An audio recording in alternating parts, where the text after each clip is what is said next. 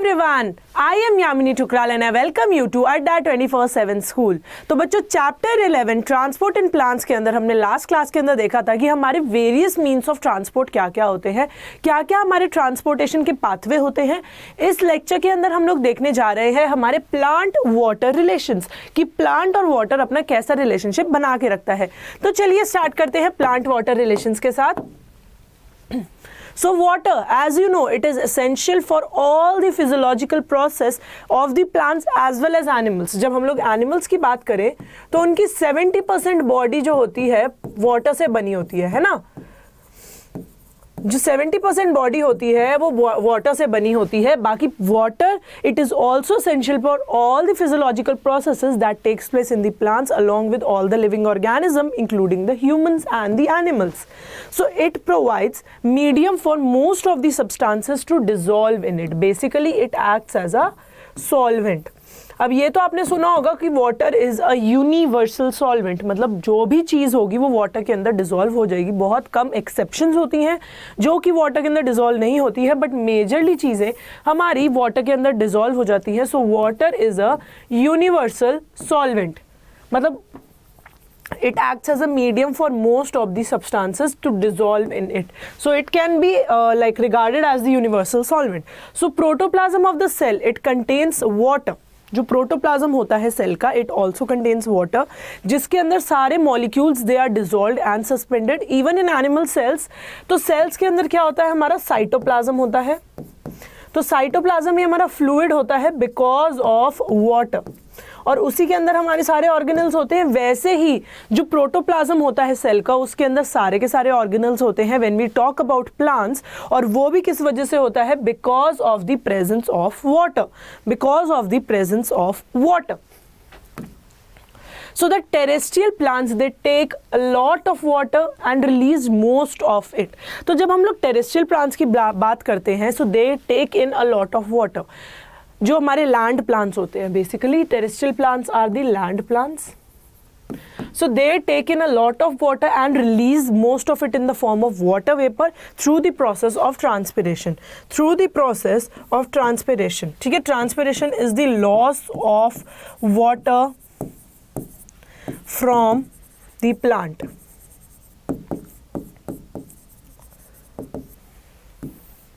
So loss of water from the plant। So terrestrial plants, the land plants, they take in a lot of water और बहुत सारा जो है उसे release कर देते हैं in the form of water vapor, ठीक है। सो वाटर क्या है, हमारा लिमिटिंग फैक्टर है because it is a rate controlling factor. It is a rate controlling factor. So water is the limiting factor for plant growth and productivity in both agricultural and natural environment। तो water आप जैसे बोल सकते हो कि हमारा 70% of the land it is made up of water, है ना। It is made up of water. वैसे ही हमारी बॉडी भी 70% वाटर से ही बनी है, मतलब जितना भी हमारा वेट है it is all because of water and बहुत स्मॉल अमाउंट में फूड का होता है।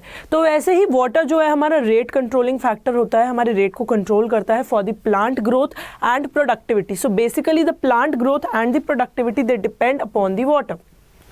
यही बोल सकती हूँ मैं, यही बोल सकती हूँ क्योंकि एग्रीकल्चर और नेचुरल एनवायरनमेंट के अंदर जो है हमारा वाटर ही नेसेसरी है। अगर वाटर नहीं होगा तो हम एग्रीकल्चर नहीं कर सकते, कल्टीवेशन नहीं कर सकते, इवन नेचुरल एनवायरनमेंट में हम लोग सर्वाइव नहीं कर सकते।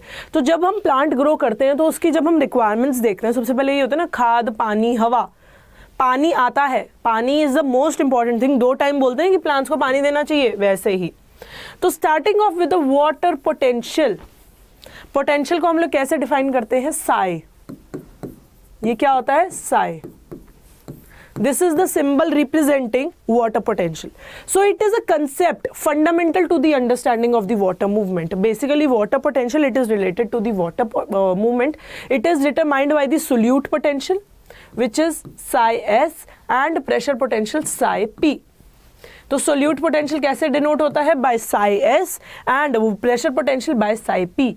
सो water molecules they possess the kinetic energy. जो भी चीज मूव कर रही होती है, anything which is moving it displays what, it displays kinetic energy. It displays kinetic energy. So the greater the concentration of water, water की जितनी ज्यादा कंसंट्रेशन ज्यादा होगी उतनी ज्यादा काइनेटिक एनर्जी होगी या फिर वाटर पोटेंशियल होगा। तो water potential is equal to kinetic energy के। तो जितनी ज्यादा हमारी कंसंट्रेशन ऑफ वाटर है उतना ज्यादा हमारा वाटर पोटेंशियल, और उतनी ही ज्यादा क्या मैं बोल सकती हूँ, काइनेटिक एनर्जी होगी। So they show a direct relationship, they show a direct relationship. So pure water has the greatest water potential.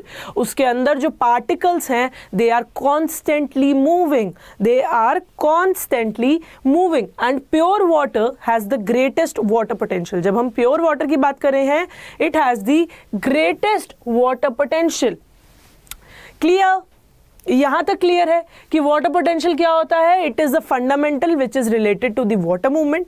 तो it is determined by the solute potential, pressure potential. So water molecules they have kinetic energy. जितनी ज्यादा water की concentration होगी उतनी ज्यादा जो है kinetic energy होगी और उतना ही ज्यादा हमारा वाटर पोटेंशियल होगा। तो इसी बेसिस पे हमारा जो प्योर वाटर है it possesses the highest water potential.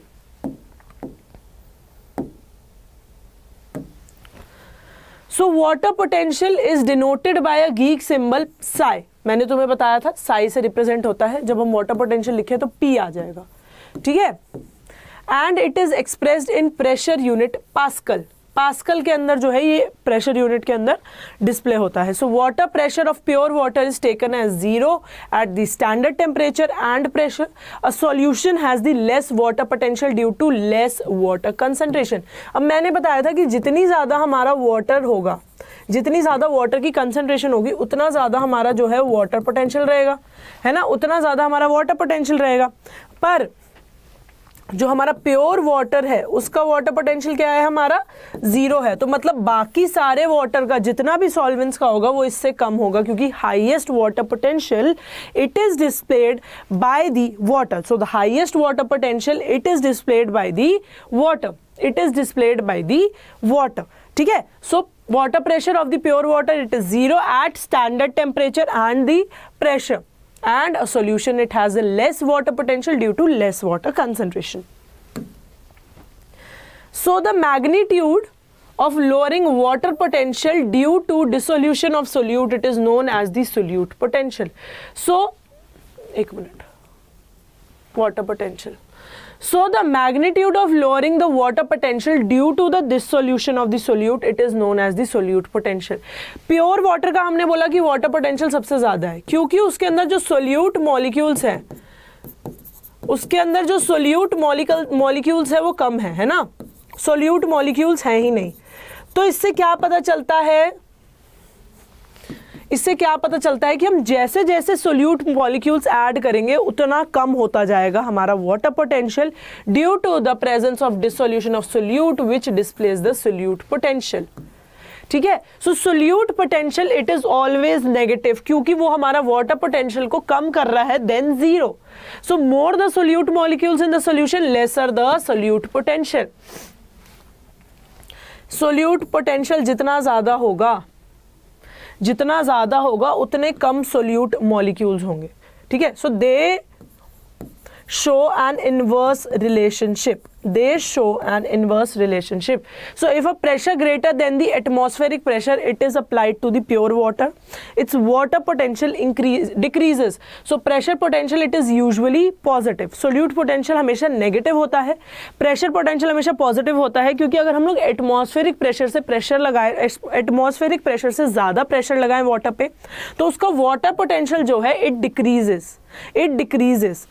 So pressure potential it is denoted by the psi P or water potential psi W, psi W, psi W.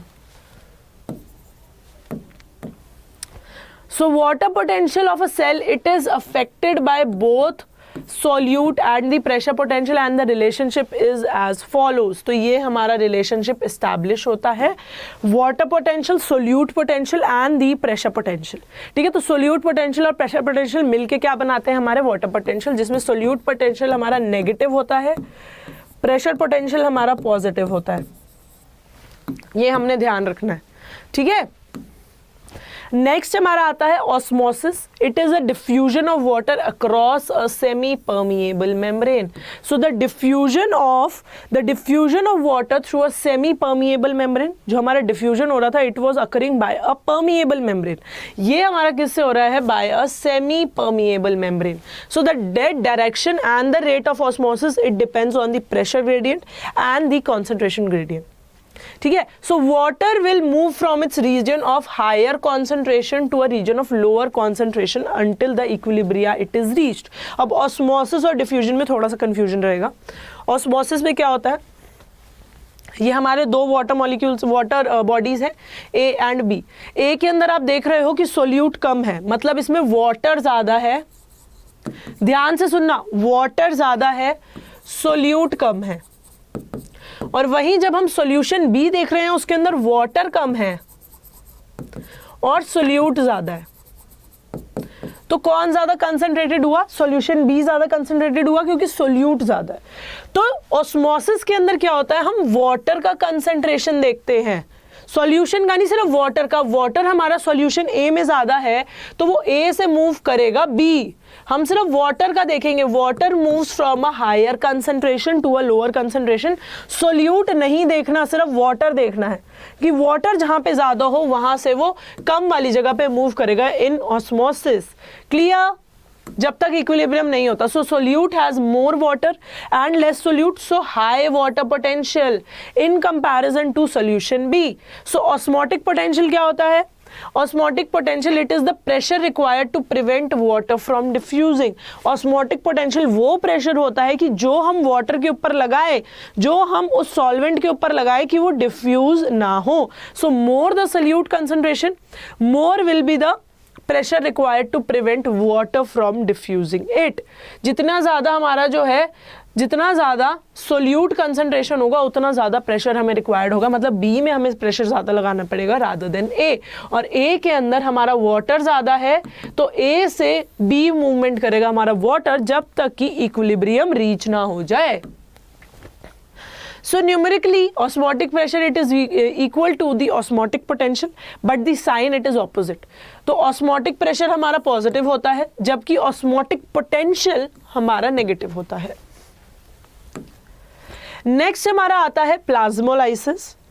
क्या आता है? Plasmolysis.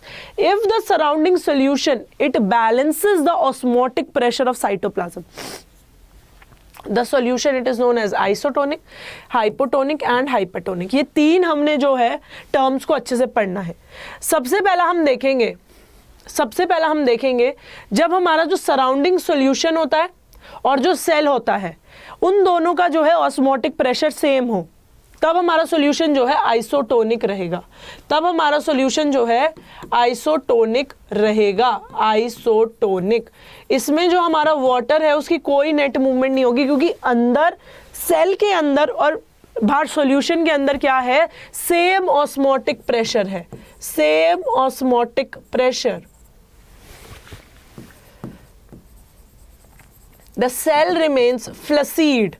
The cell remains flaccid during isotonicity. और जब हमारा external solution जो हो ज्यादा dilute हो देन दी साइटोप्लाज्म. अगर बाहर वाला सॉल्यूशन हमारा डाइल्यूट है देन दी साइटोप्लाज्म वाला हमारा कंसंट्रेटेड है, बाहर वाला डाइल्यूट है, तो वाटर की मूवमेंट कैसे होगी? टुवर्ड्स द इनसाइड, क्योंकि बाहर वाला डाइल्यूट है. मतलब बाहर हमारे वाटर की कंसंट्रेशन ज्यादा है तो वो सेल के अंदर मूव करेगा and the cell becomes turgid and the solution is said to be hypotonic. This condition it is known as hypotonic. और जब एक्सटर्नल सॉल्यूशन हमारा मोर कंसंट्रेटेड है देन दी साइटोप्लाज्म, तो साइटोप्लाज्म डाइल्यूट है, तो वहां से वाटर उठ के जाएगा हमारा सराउंडिंग मीडियम में, causing the cell to be plasmolysed. So the cell it will shrink. कब श्रिंक करेगा? जब हाइपरटोनिक सॉल्यूशन होगा, मतलब बाहर के सॉल्यूशन की कंसंट्रेशन साइटोप्लाज्म से ज्यादा है सेल के, है ना. तो उसमें क्या होगा? बाहर जो है हमारा वाटर कम है और सेल के अंदर ज्यादा है, तो सेल के अंदर से मूव करेगा बाहर by the process of osmosis, और सेल जो है हमारा श्रिंक कर जाएगा, प्लाज्मोलाइज्ड हो जाएगा. ठीक है. ये तीन टर्म आपके एग्जाम पॉइंट ऑफ व्यू से बहुत इंपॉर्टेंट होती हैं, क्योंकि इन तीनों के बीच में हमें डिफरेंशिएट करना नहीं आता है. आइसोटोनिक क्या होता है, हाइपोटोनिक क्या होता है, हाइपरटोनिक क्या होता है. आइसोटोनिक क्या होता है कि जब सराउंडिंग जो मीडियम होता है, सेल के सराउंडिंग मीडियम होता है उसकी और जो सेल के अंदर की ऑस्मोटिक प्रेशर है वो सेम हो, वाटर कंसंट्रेशन सेम हो, तो कोई नेट मूवमेंट ऑफ वाटर नहीं होता and the cell it remains flaccid, अपनी ओरिजिनल शेप में रहता है। तब हमारा वो क्या होता है, the solution it is isotonic. पर जब हमारा एक्सटर्नल सॉल्यूशन के अंदर वाटर ज्यादा होता है, मतलब वो डाइल्यूट होता है, then the inner cell, the cell it is said to be hypotonic, और जो सेल्स है दे स्वेल अप, क्योंकि बाहर वाला सॉल्यूशन जो है it is rich in water, तो वाटर जो है सेल्स के अंदर मूव कर रहा है and the cell becomes turgid और swelled up and this solution it is known as hypotonic. और जब हमारा जो एक्सटर्नल सॉल्यूशन है वो साइटोप्लाज्म से ज्यादा कंसंट्रेटेड हो, साइटोप्लाज्म डाइल्यूट हो, तो नेट मूवमेंट हमारी साइटोप्लाज्म से वहां पे होगी, सॉल्यूशन में होगी, और उससे हमारा सेल श्रिंक कर जाएगा, प्लाज्मोलाइज्ड हो जाएगा and the solution it is said to be hypertonic. So plasmolysis it is basically the shrinkage of the cytoplasm, जब हम लोग सेल को हाइपरटोनिक सॉल्यूशन के अंदर प्लेस करते हैं, ठीक है। So plasmolysis is the shrinkage of the cytoplasm of the cell away from its cell wall under the influence of a hypertonic solution. So the pressure of plasmolysis it is usually reversible, जब हम लोग उसे hypotonic के अंदर डालेंगे उस cell को, तो वो वापस अपनी सेल शेप जो है रीगेन कर लेगा, ठीक है। So the pressure build up against the wall due to the movement of water, it is known as the turgor pressure and it is responsible for the enlargement and extension growth of the cell। तो इसके अंदर हमारी एक और term आती है which is the turgor pressure। Turgor pressure क्या होता है, the pressure that builds up in the wall, in the cell wall due to the movement of water inside, जो कि एक्सटेंशन ऑफ सेल करवाता है, एनलार्जमेंट ऑफ सेल करवाता है due to the movement of water inside, that pressure it is known as the turgor pressure, that pressure it is known as the turgor pressure। उसके बाद में हमारा आता है इम्बाइबेशन। इम्बाइबेशन क्या होता है, it is a special type of diffusion जहां पे जो वाटर है it is absorbed by the solid colloids which cause them to increase in volume.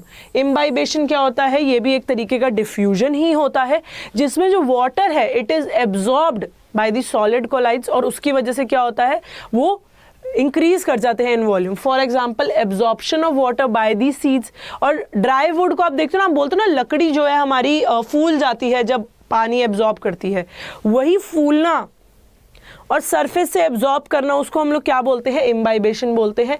It is a kind of diffusion because the movement of water it is from higher concentration to the lower concentration and the water potential gradient between the absorbent and the liquid imbibed it is essential for the imbibition. अब कोई ना कोई gradient तो बनना चाहिए ना, अगर कोई मूवमेंट हो रही है it can occur with the help of a gradient, हमेशा एक ग्रेडियंट की मदद से वो वाली मूवमेंट होती है। So the water potential gradient it occurs between the absorbent, जो एब्जॉर्ब कर रहा है, और जो लिक्विड इम्बाइब हो रहा है, उन दोनों के बीच में एक वाटर पोटेंशियल ग्रेडियंट होना चाहिए जिसकी वजह से ये इम्बाइबेशन डराइव होती है, जिसकी वजह से इम्बाइबेशन डराइव होती है। अब इम्बाइबेशन क्या होता है, it is a surface absorption, ये बोल सकते हैं surface absorption which causes increase in volume, it causes increase in volume। कैसे, जैसे जो हमारी सूखी लकड़ी होती है जब वो पानी एब्जॉर्ब करती है तो वो फूल जाती है और वो इंक्रीज हो जाती है इन द वॉल्यूम, वो इंक्रीज हो जाती है इन द वॉल्यूम। क्लियर? तो चलिए एक बारी देख लेते हैं हमने कितनी टाइप्स ऑफ मूवमेंट देखी है by in water plant relationship. Plant water relationship, plant water relationship के अंदर देखते हैं कि कैसे जो है हमारे प्लांट्स और वाटर एसोसिएटेड है। सबसे पहले हमने ये बताया कि यूनिवर्सल सॉल्वेंट होता है। प्रोटोप्लाज्म के अंदर जितने भी ऑर्गेनल्स हैं they are suspended in the water itself. Land plants they take a lot of water और उसको मोस्टली को वो जो है बाहर निकालते हैं in the form of water vapour by the process of transpiration। water is the limiting factor which affects the productivity। फिर हमारा फर्स्ट आता है water potential। it is the basic concept which is fundamental to the water movement। so it is determined by the solute potential and the pressure potential। the water molecules they have the kinetic energy। so greater the concentration of water in the system the greater is the kinetic energy और greater जो है हमारा water potential होगा। so pure water का क्या होता है, सबसे ज़्यादा water potential होता है। It is represented by a Greek symbol which is psi and unit क्या होता है इसका पास्कल। सो प्योर वाटर का वाटर पोटेंशियल हमारा 0 होता है, तो बाकी सबका तो उससे कम ही होगा, ठीक है। So the magnitude of lowering of water potential by the dissolution of a solute, it is known as the solute potential. और solute potential हमारा नेगेटिव होता है हमेशा, जितना ज़्यादा solute molecules होंगे उतना कम जो है हमारा solute potential होगा. Then if the pressure gradient is greater than the atmospheric pressure, जो कि हम प्योर वाटर ऑफ सॉल्यूशन पे अप्लाई करेंगे तो उसका वाटर पोटेंशियल जो है डिक्रीज करेगा, and it is usually positive and it is denoted by psi P. So water potential, solute potential and pressure potential का हमारा ये जो है डिराइव होता है, क्या रिलेशनशिप है. देन हमारा आता है osmosis. It is the diffusion of water from the region of higher concentration of water to a region of lower concentration of water, not the molecules, ठीक है. देन आता है हमारा प्लाज्मोलाइसिस, जिसके अंदर हमने आइसोटोनिक, हाइपरटोनिक और हाइपरटोनिक पढ़ा. Plasmolysis is basically the shrinkage of the cytoplasm of the cell wall away from the of the cell away from the cell wall, and it occurs in the hypertonic solution. So इसके अंदर एक turgor pressure आता है नाम. So the pressure which is built up against the wall due to the movement of water inside the cell, it is known as the turgor pressure. और किसके लिए मदद करता है? It helps in the enlargement or the extension of the cells. Then हमारा आता है imbibation. Imbibition बच्चों एक तरीके का हमारा डिफ्यूजन ही होता है, जिसके अंदर जो वाटर है हमारा एब्जॉर्ब होता है बाय द सॉलिड कोलाइड्स, और उनको क्या करता है? It increases in volume. For example the absorption of water by the seeds और ड्राई वुड्स. तो क्या होता है? ड्राई वुड्स पे जब पानी पड़ता है तो वो फूल जाती है and they increase in volume, but कुछ टाइम बाद वो नॉर्मल हो जाती है. So the water potential gradient, it is responsible for the movement of the liquid from the liquid and the absorbent. Liquid और एब्जॉर्बेंट के बीच में एक वाटर पोटेंशियल ग्रेडियंट रहता है जो कि रिस्पॉन्सिबल होता है for the imbibition. Clear? Next, the cohesion of water molecules is due to A. diffusion, B. osmosis, C. gravitational force या फिर D. surface tension. जो water molecules cohesive रहते हैं वो किस वजह से रहते हैं? diffusion की वजह से, osmosis की वजह से, gravitational forces की वजह से, या फिर surface tension की वजह से. किसकी वजह से जो है हमारे water molecules cohesive रहते हैं? ऑप्शन D, surface tension की वजह से. Surface tension की वजह से they always occur in cohesive manner. Name the term which is given for the movement of water through a semi-permeable membrane. The movement of water through a semi-permeable membrane क्या है? Diffusion, osmosis, tonicity या फिर transpiration. Diffusion, osmosis, tonicity या फिर transpiration क्या है हमारा? Which is the term given for the movement of water through the semi-permeable membrane. Diffusion तो हमारा मूवमेंट ऑफ पार्टिकल्स होता है, तो ये हमारा बाहर निकला, ये नहीं हो सकता. टोनिसिटी प्लाज्मोलिसिस के अंदर काम आती है, ये भी चली गई. Transpiration, it is the like going out of water in the form of water vapour through the leaves of the plants, ये भी गया. तो ऑस्मोसिस बचता है. ऑस्मोसिस में क्या होता है? Water it moves from its higher concentration to its lower concentration through a semi permeable membrane. So option B will be correct. Option B will be correct.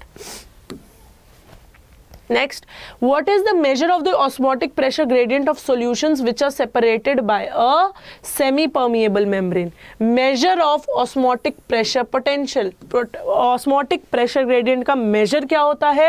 A. water potential, B. fixed law, C. turgor pressure या फिर D. tonicity. Measure of the osmotic pressure gradient क्या होता है? Water potential, fixed law, turgor pressure या फिर tonicity. क्या होता है measure of osmotic potential? Osmotic pressure gradient. Tonicity वही बताता है ना, जब ऑस्मोटिक प्रेशर इक्वल होता है तो हमारा आइसोटोनिक होता है, जब ऑस्मोटिक प्रेशर ग्रेडियंट इक्वल नहीं होता तो या तो हाइपोटोनिक होता है या फिर हाइपरटोनिक होता है. तो tonicity it is the measure of the osmotic pressure gradient. Tonicity it is the measure of the osmotic pressure gradient. Next question, name the condition in which protoplast of the plant cell it shrinks. Shrinks कब होगी? जब plant cell के अंदर जो है water ज़्यादा होगा तब shrink करेगा ना, और बाहर जो solution है उसमें water कम होगा मतलब ज़्यादा कंसंट्रेटेड होगा, है ना, solution will be more concentrated. तो कंसंट्रेटेड सॉल्यूशन, और जब जो है हमारा प्रोटोप्लाज्म श्रिंक कर जाता है और हमारा सॉल्यूशन जो है हाइपरटोनिक होता है, the cell becomes plasmolysed, shrinks और plasmolysed. So the condition it is known as plasmolysis. The condition it is known as plasmolysis. Option B will be correct.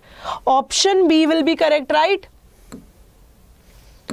Next, so the last question is, which of the following type of solution has the lower level of solutes than the solution isotonic, hypertonic, hypotonic and isotonic?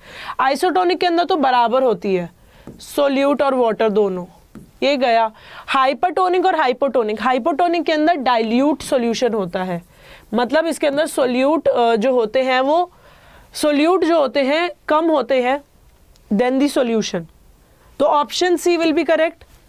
इसके अंदर क्या होता है, ये concentrated होता है तो इसके अंदर सोल्यूट ज़्यादा होते हैं, हाइपरटोनिक में सोल्यूट्स ज़्यादा होते हैं और वाटर कम होता है। तो option C hypotonic will be correct. Option C hypotonic will be correct. तो बच्चों इस लेक्चर के हमने अंदर देखा कि क्या होते हैं हमारे प्लांट और वाटर के रिलेशनशिप। नेक्स्ट लेक्चर के अंदर हम लोग long distance travelling of water देखेंगे कि कैसे जो है लॉन्ग डिस्टेंस जो है ट्रैवल करता है हमारा वाटर। अगर आपको मेरा लेक्चर पसंद आया है तो लाइक करना है, शेयर करना है, सब्सक्राइब करना है अड्डा 24/7 स्कूल के चैनल को। मिलते हैं नेक्स्ट लेक्चर के अंदर, तब तक के लिए bye bye and take care.